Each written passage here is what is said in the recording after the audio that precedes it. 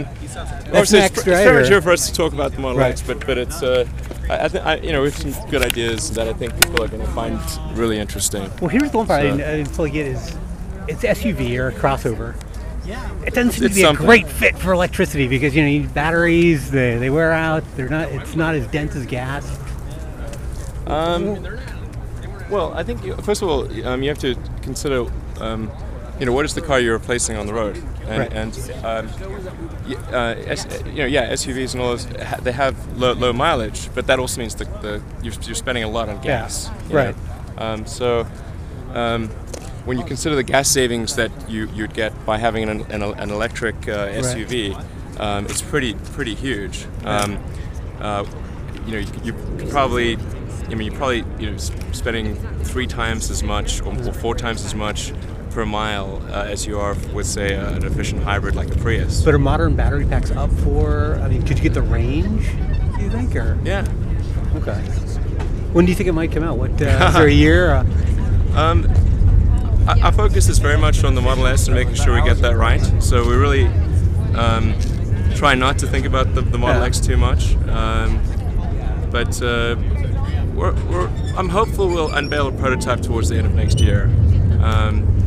When it goes into production is harder to predict because it depends on. We want to make sure that the Model S production line is really operating very well and smoothly before we introduce another variant. But I'd say certainly within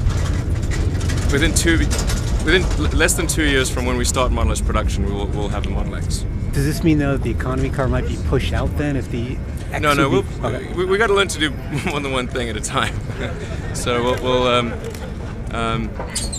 but for the mass market car, it's going to be important for us to have the cash flow from the Model S program to fund that mass market program. So a mass market car is probably 4 years best case, more likely 5 years for Tesla. Okay. Yeah. And one last thing is on batteries. We had Tom Friedman a few weeks ago talking about a Moore's law for batteries, and of course a lot of battery experts there's a mild Moore's law for batteries. That. It's on the order of it's maybe 8% a year or something like that, averaged out. But when you compound that over many years, it ends up being a big number. So what do batteries cost now? Is it close to the 600-700 a kilowatt hour range, or is it?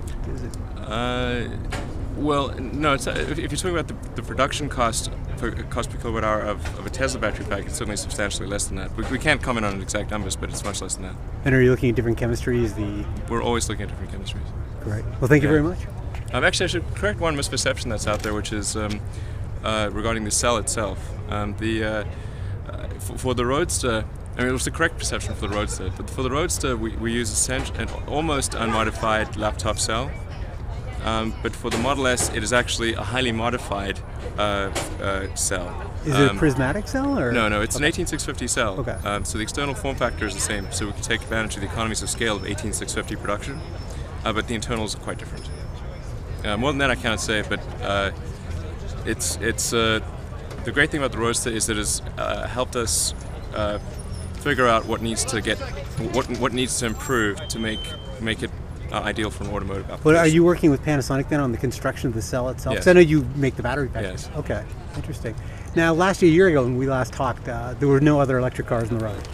Sorry, do I need to go somewhere? That's good. No, you're okay. Right. There'd been no electric cars.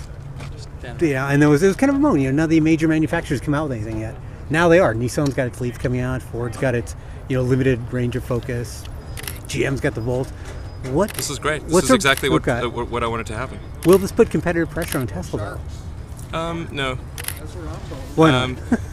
The reason is because people, I think, incorrectly evaluate it as a market for electric cars as opposed to a market. The Tesla is. The Roadster is really a competitor for something like a Porsche. It's not a competitor for a Honda Accord. A Honda Accord. It's like the person who's looking at buying a Roadster isn't like, should I buy a Roadster or should I buy, a Honda Accord? It tends to be sort of, I'm buying I want a great sports car, and for the Model S, it's going to be I want a great sedan, and I mean as many great sedans as are made will be sold, in my opinion. Great. Okay. And if you look at the order volume for Model S, just the advanced orders are really good. We'll do one more question.